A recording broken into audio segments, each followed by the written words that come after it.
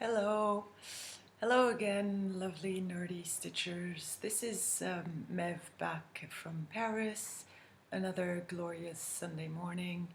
And I have a little bit of stitching to show you. It's been 2 weeks now since my last video.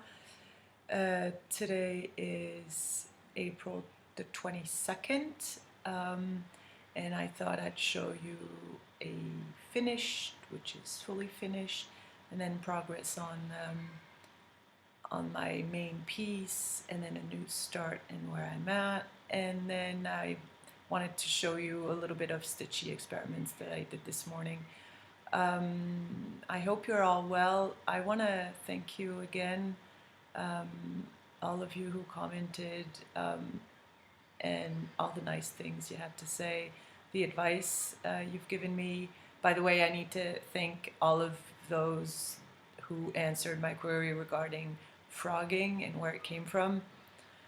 Another bright example of what the English language is capable of, because the sound of the actual verb that you use to express ripping out the stitches just becomes the word frog is awesome. But no, we're not here to talk about linguistics, even though when you think of it, the language you speak has so much to say for itself, whatever that language is. So let's just dive right in. First of all, I want to show my finished Samurai Dragon by Firewings Design. And this show and tell is going to be dedicated to Audrey at Stitchy Witch 42. Audrey, you know why this this finished show off is for you. Here it is. Let me put it. That's the whole thing. There you go. So this is Samurai Dragon by Firewings Design. It is stitched on 20 count Ada charcoal by Zweigart. And I have used two different hand-dyed silks from Philately, this here and this one here. So highly variegated hand-dyed silks, and then the less variegated and darker orange and reds is Fallen Leaves by Gentle Arts. So there it is finished. Let me try and do a close-up. There you go. And as you can see, so Sunday morning last week, I woke up thinking, okay, I'm finishing this, and then what I'm gonna use it for is basically put it on my door in my office at work. So I have a small office for myself, and I thought that was pretty becoming for me. And so what I added, I don't know if you can read this, I didn't even chart this, I just went on and stitched this. So this here says Mev's Den, which is really appropriate because I'm very often considered some kind of a dragon, and not in a nice way, at work. So this is it. Remember last time I talked about how I didn't feel very comfortable because this I thought was really washed out and very light compared to the other threads. So what I did, as suggested by some of you, I stitched the spikes of the dragon with that lighter color so that we had some kind of like relation between the upper part and the lower part of the body. And then, sorry, itchy nose. Thanks, Jessie Marie, that's probably your fault. So I used the mid-range floss right up there, just to, you know, to have a recall of what's here, and then the lighter thread that I use for the tail, I use for the spikes, as you can see. And honestly, it turned. I'm happy with the result. I think it turned out pretty well, given the slight disappointment I had for starters. So to finish it, what I mean, very simple. I took the lid from a a shoebox, and I laced my fabric on it. So this is where it is. I'm going to show you the back. So I laced it. I don't know how to lace, so I just went with it. And so this is it. And now all I need to do is just glue a piece of cardboard just to protect the lacing. So it's going to be like this. And then I can just put it on my office door at work. So this is it. I guess this is the, let's say it's the first finished object done by me from start to finish. So yeah, I'm happy. This is it. Now, as for works in progress, as you may know, I'm stitching the very big, very beautiful coats of arms pattern by Stickerdien van der Vienborg, and so I've continued stitching on it. Of course, because I wanted the dragon finished, it took me a little bit of time and concentration, so I didn't work on this as much as I wanted for the last 2 weeks, but that's fine. And so here it is now. Last time you saw it, I had the central banner and this unicorn and this motif done. And I had made a little tiny start on the second unicorn, sorry. And so here it is completed. As you can see the other way, this is all, So here is the second unicorn, and I've started stitching the far right motif here. And so this I'm hoping to finish in the next couple of days. And of course I don't have the full pattern with me just now, but once this is finished, so this is the central band of the pattern, and I have borders that are going to start right here and right there, which I'm going to stitch with Pearl Cotton DMC number 12, which is this color here, dark green. So the borders over and under this banner, the central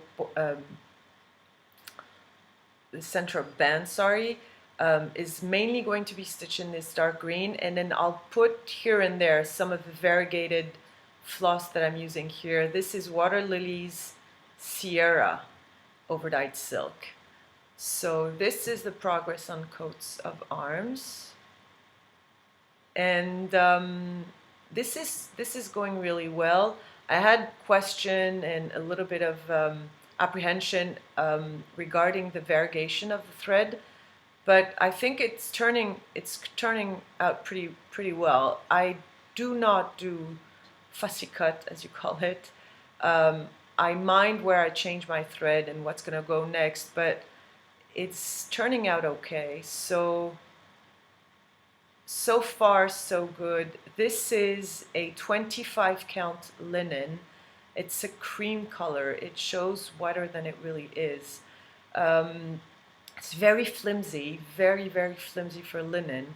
The holes are big, so I need to be very careful. I stitch obviously 1/1, and so when I do, of course, one full cross at a time, and I need to be very careful in order not to have my thread slip under the fabric, and so my tension is kept really, really loose. But it's okay, and this one is really good because I can stitch it at night with daylight bulbs, and so this is what I'm doing now. So there you have it, coats of arms. Let me see if I can do a close-up so you see the variegation. Stitches are not perfect, far from it, but it's fine. So that is that.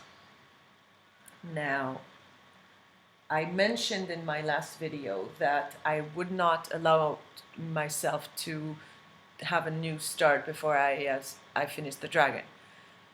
Sunday morning last week, I fully finished the dragon, and so I had a new start. And as I mentioned, I'm falling really, really hard for samplers and I had gotten myself, and now I can't find it. Sorry, bear with me just a second. Oh, that's a shame. I have started the Harvest Keeper, and I thought I was really organized. There you go.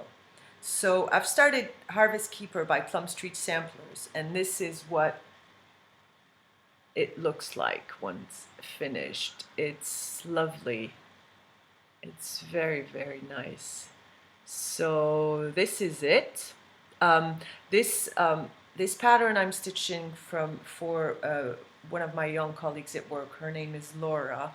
I mentioned that in my last video, and I'm stitching this on a 30 count linen, which is green. It shows grays, but it really is khaki green, if one can say this in English. I still have no idea whether, and this is where it's at. So as you can see, the first beehive is finished. The tree, at least the tree is finished. Now I'm into the leaves. Maybe I should put something behind this. Yeah, it'll show better.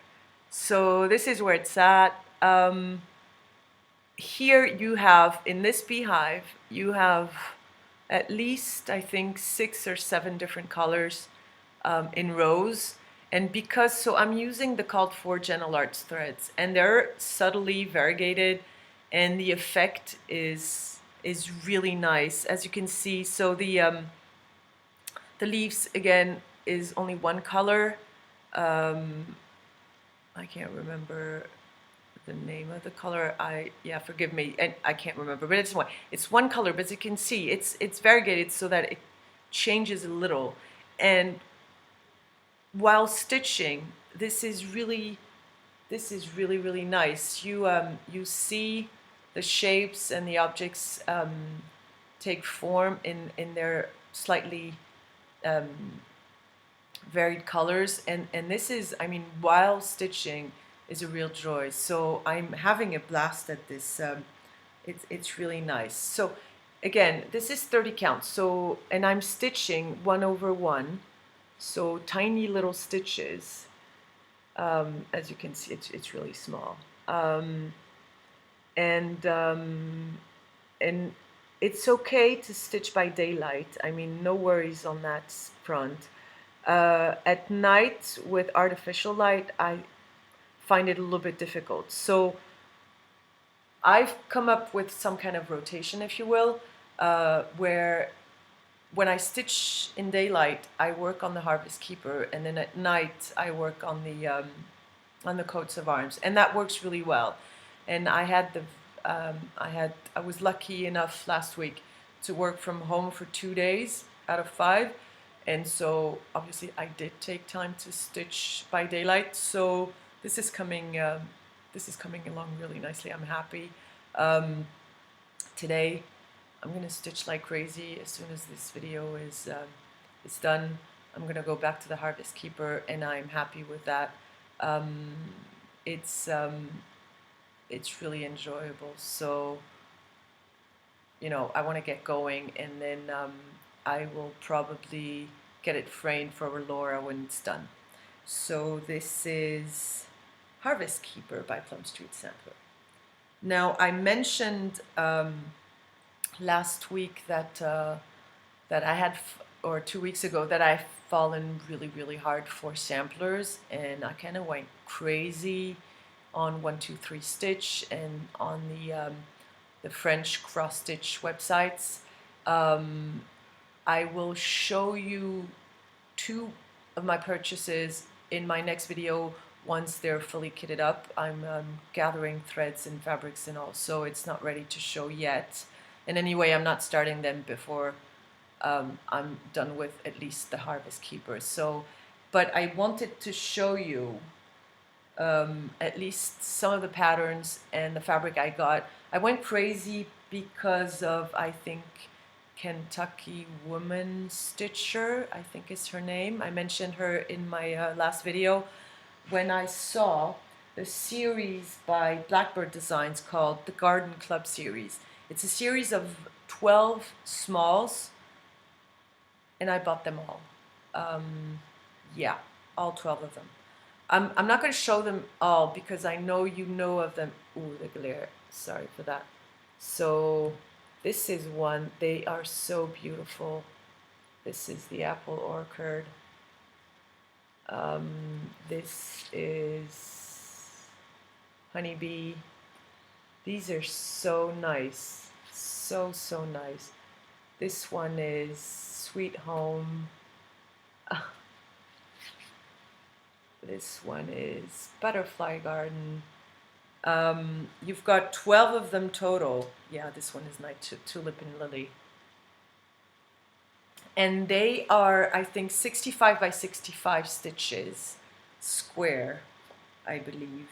And so I'm gonna do them, I guess. I'm gonna stitch them all. I don't know yet whether I want to stitch them all on one piece or have them done separately. But one thing I'm sure of, I'm going to stitch them all on the same fabric. So what I'd probably do, I don't know, I'll discuss with my mom next week when I go and visit her what she thinks. She always has good ideas, and as I've mentioned, she's a quilter, so I might end up stitching them with sufficient margins on the sides so that I can cut them and then maybe ask her to assemble them in some kind of quilt or patchwork or something. We'll see. But anyway, this is the fabric I got. So this is Ada 20 count by Zweigart, and and it's called Rustico, and it's really, it has linen in it, I believe. I'm pretty sure, and it's okay. It's stiff as a board. Am I going to be able to show this to you? It's like natural kind of, and you've got spots of darker threads here and there. Yeah, that shows pretty true to life.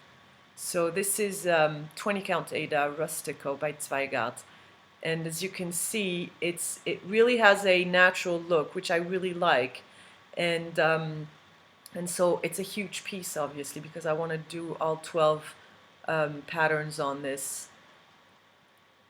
And I will be using the called for Channel Arts threads. I think yes, all of the threads are Channel Arts, and I'm kitting this up as we speak. So I'm waiting for the first series of threads to come in next week, hopefully.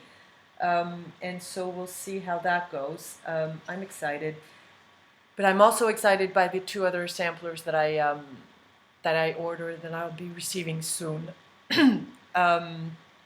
I won't tell you right just now what it is. You'll see it. You'll see them next time. So this is the stitchy update. This video might be a little bit short, which is cool. I wanted to show you something that I had in mind. My front door, my apartment door, is an ugly, fake wooden dark door. And I wanted to be able to put some stuff like decor regularly and be able to change them from time to time on the outside of my door, so to welcome people coming in. This is, for instance, this is where I put my Christmas wreath once a year.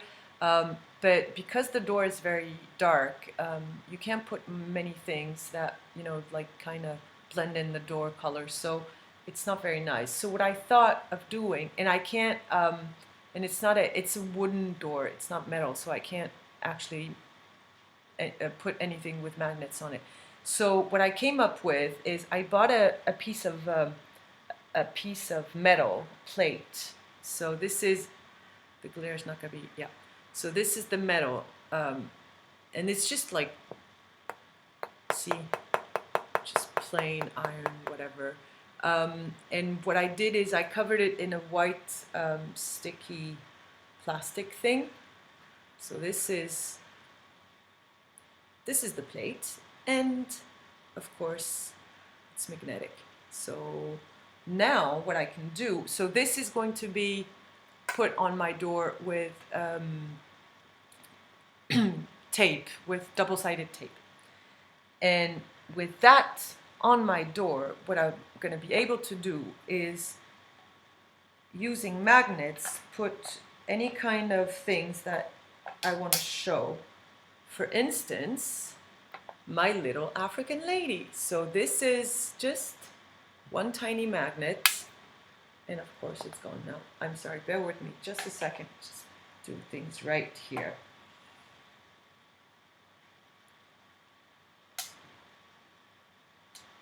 Of course it's very strong, so it's tricky. There you go. So this is the idea. So this is my little African lady, finished by my beloved aunt in its special frame. So this I can put on my door just so easily. And then when I'm bored with that, showing that, I can just, you know, take it off and then put something else. For instance, this little leaf mosaic. That's an idea. This I'm going to show you because it's interesting. So you see this little piece here. So it's just, again, the magnet on this little metal hoop. And there we have it. I want to show this to you because it's one of the things that we did in the garden with my aunt last fall. So I'm going to go close. I hope the glare is not too bad. So what we did that Saturday with the kids in the garden, we went in the garden, found how many fallen autumn leaves that we could find, and then we glued them on white paper. And what I did, and you also have, these are flowers actually, these are flower petals. So we gathered a bunch of leaves with different colors and hues and everything, and we glued them on white paper, and then I glued this sheet of paper on which the fallen leaves were glued on. I glued that on cardboard, and then what I did is just cut little squares of cardboard, and I did a mosaic with that. See, this is all patched up together like side to side, as you can see, and this is the result, I guess. And then I cut the cardboard in a circle, put a little plastic transparent glass on it, and then have them put together with a cardboard with those little, I don't know how you call them, those little pins. I have no idea how you call this. You see, this is the same thing. So there you go. You've got a little fall mosaic of leaves and flowers. So if I want to put this on my front door, all I need to do is this, and there you have it. So I wanted to show you show this to you before I put it on my front door, but this is going to go on my front door today. So this is some kind of like finished object for finished objects, if you will. I'm pretty happy with the result. Now about the stitchy experiments. So in my last video I showed some painted fabrics that I did with my mom. A lot of you were pretty excited with the results, and I must say it's really beautiful. I had a few exchanges with Leah LeahNoel, who's a lovely young woman, who said she really liked the first of the three fabrics that I showed. And that same week, my youngest sister, came to stay at my place for the week. And sorry for the scratch sound. And we thought about what we could put on this first fabric, which is also my favorite. So this is it. So this was my first attempt at painted fabric with a so-called Jello method. So this one, we were wondering with my sister, discussing what I could do with it, and my idea was to freehand embroider this, and I thought maybe some kind of text would go on there, could be interesting to stitch on this. And then we came up with, why don't I stitch a haiku? As you know, haiku is a form of Japanese poetry, and it's very, very, very short poems, which actually have a formal size. I think it's 1/5. How do you call them? 5-foot verse, and then one of 7, and then one of 3, or is it 3-7-5, something like that. Anyway, very, very short. It's like a tiny little sentence, or 5 words put together, and like. And so I thought about whether I wanted to find a haiku from a well-known, Japanese poet, or any kind of poet by the, and then Leah suggested I write one myself, which is not going to happen. I am not a poet, but then because my sister was at home and she thought that was a really good idea. My sister's partner is a professional musician. He's a pianist, a jazz pianist, but he also happens to write poetry and stories and the like.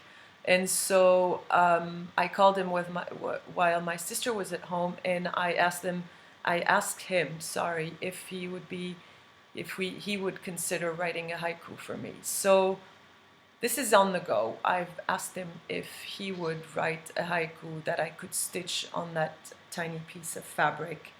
So that'll happen at some point. Now, because I wanted to stitch on those painted fabrics, by the way, Ingeborg at Stitch Too Far asked whether the paint had stiffened the fabric so much that it would be difficult to stitch on it.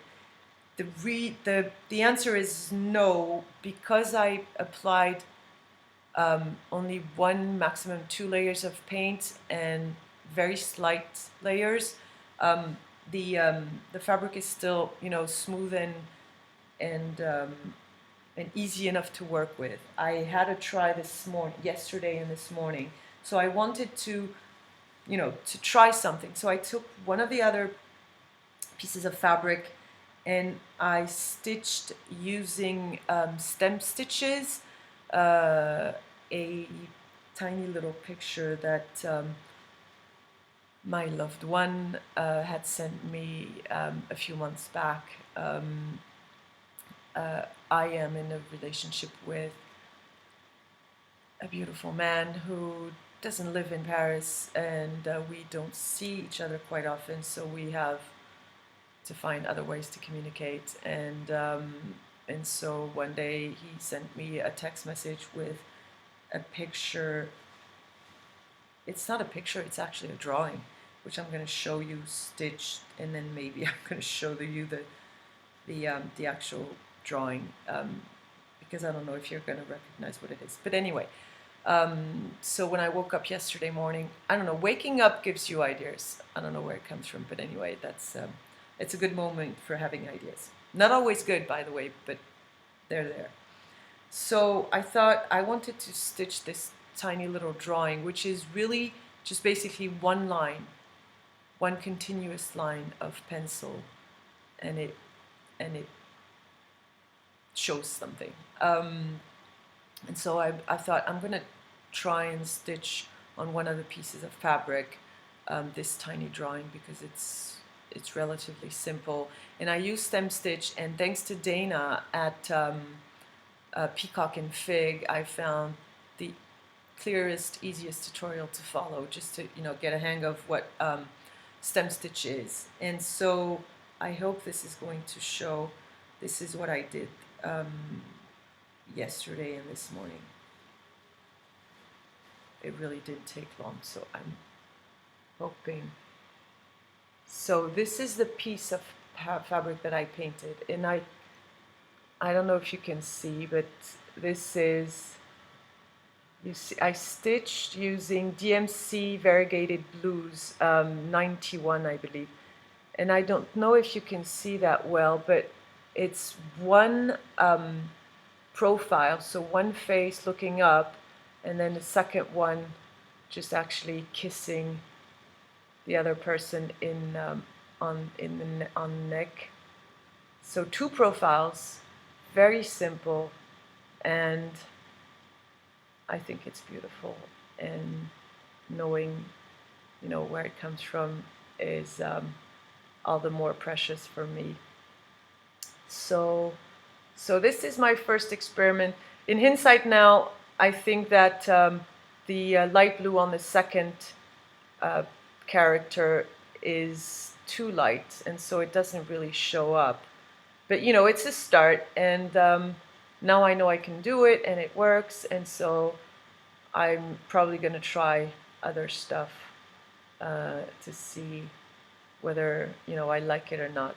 But it was easy enough to do, very quick, and I like how it turned out. So maybe I can show you the original drawing so that you understand what it is. Is that gonna? There you go. It's this way. So it's sensual, and it's so very simple. I love this design. I love this drawing. Sorry. So this is my experiment with my painted fabrics, and I'm really happy. So as soon as I have this haiku, which I don't know when I'm gonna get, I will probably try and stitch it on the first fabric. Now the way, so obviously this is freehand embroidery, so you need to have your pattern, whatever you need to embroider, actually put on your fabric in whichever way, whether it be pencil or tracing, using tracing paper or that kind of stuff. And so what I did is I bought some DMC embroidery tracing paper, which is, I don't know how you call this in English, but this is what it is. So it's a small sheet of paper, on one of the side of the paper you've got this kind of, is it some kind of chalk color or something, and then what you do is put the colored face down on your fabric, and then you trace over the paper, and it transfers the pigment from the tracing paper onto your fabric so that you have your pattern actually drawn on your fabric, and then of course you can stitch on it. You probably all know about this, but I had wondered which method I would use, and I thought that would be maybe the easiest way. One thing I have to say is that you have to press really hard when you trace your design, because otherwise it doesn't transfer well. Now, whether it's because I have paint on my fabric or because that's the way it is, I don't know. But anyway, I thought I'd share that with you. If you want information about this tracing paper, I may put exactly how it's called on the description box below, so that you know what I've used. And I don't know if you guys want to see how it's done, I can maybe show it. It's fairly simple, and again, you've got loads of YouTube tutorials. One from Peacock and Fig again. Dena in Canada has loads of tutorials to to get you into freehand embroidery, which is really good. So that was the painted fabric. I think, yeah, for once, this is it for now, I guess. I showed you everything I wanted to show you. I just wanted to add one little thing, and this is regarding one Flosstuber that I rediscovered and rewatched this week.